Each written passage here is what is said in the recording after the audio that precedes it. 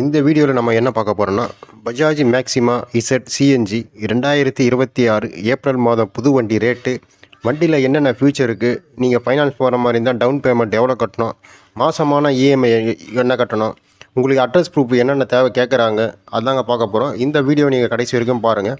உங்களுக்கு two wheeler auto புது வண்டி ரேட்டு தெரிஞ்சுக்கணுன்னா சேனலை சப்ஸ்கிரைப் பண்ணி வச்சிங்க. தொடர்ந்து வீடியோ வந்துட்டுருக்கோம், நீங்கள் இருந்த இடத்துலேருந்தே பார்த்து தெரிஞ்சுக்கலாம்.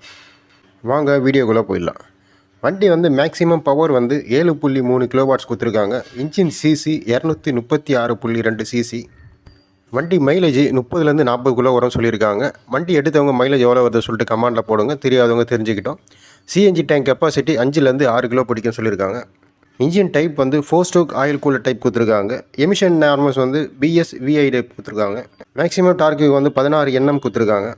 கிராட்பிலிட்டி 20% கொடுத்துருக்காங்க. மேக்ஸிமம் ஸ்பீடு 50 வரைக்கும் போகும்னு சொல்லியிருக்காங்க. பேட்டரி கெப்பாசிட்டி 32 ஆம்ஸ் கொடுத்துருக்காங்க.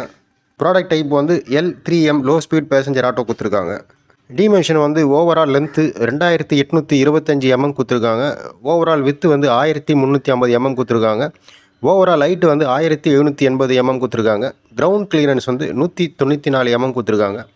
வீல் பேஸ் 2000 mm கொடுத்துருக்காங்க. டிரான்ஸ்மிஷன் மேனுவல் டைப்புங்க. வண்டி வெயிட்டு 482 கிலோ வருதுங்க. Gear box type 4 forward 1 reverse gear. Clutch type multiplate clutch கொடுத்துருக்காங்க. Steering type handle bar type. சீட்டு type standard type. Driver information display இருக்குது. Brake type 3 வீலுமே hydraulic drum brake கொடுத்துருக்காங்க.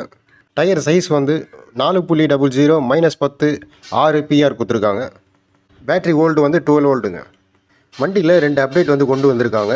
அதாவது இந்த ரிவர்ஸ் கீரு, ஸ்பீடாமீட்ரு. First ஸ்பீடாமீட்ரு உங்களுக்கு முள்ளு டைப்பு கொடுத்துருந்தாங்க. இந்த வண்டியில் இப்போ என்ன வர வண்டியில் என்ன பண்ணியிருக்காங்கன்னா டிஜிட்டல் டைப் கொடுத்துருக்காங்க. அதே மாதிரி ரிவர்ஸ் கீர் நீங்கள் டிரைவர் சீட்டு கீழே ஒரு பெரிய லிவர் மாதிரி இருக்கும், அதை வச்சு தான் நீங்கள் ரிவர்ஸ் கீர் போடுவீங்க. இப்போ அந்த ரிவர்ஸ் கீர் அந்த கீழே இருந்து எடுத்துகிட்டு மேலேயே கொடுத்துருக்காங்க. ஆக்சிலேட்டர் இந்த வண்டி ரேஸ் பண்ணுறீங்க பார்த்தீங்களா, அதுலேயே பக்கத்தில் ஒரு சின்ன லிவர் மாதிரி கொடுத்துருக்காங்க. அதை பிடிச்சிருந்தா நீங்கள் ரிவர்ஸ் கீர் போடுற மாதிரி இருக்கும். ரொம்ப ஈஸியாக கொடுத்துருக்காங்க. அடுத்து வண்டி ரேட்டுங்க. Ex showroom, RTO charge, road tax, insurance, permit எல்லாமே சேர்த்து உங்களுக்கு புது வண்டி எடுக்கணுன்னா 3,08,000 ரூபா வருதுங்க.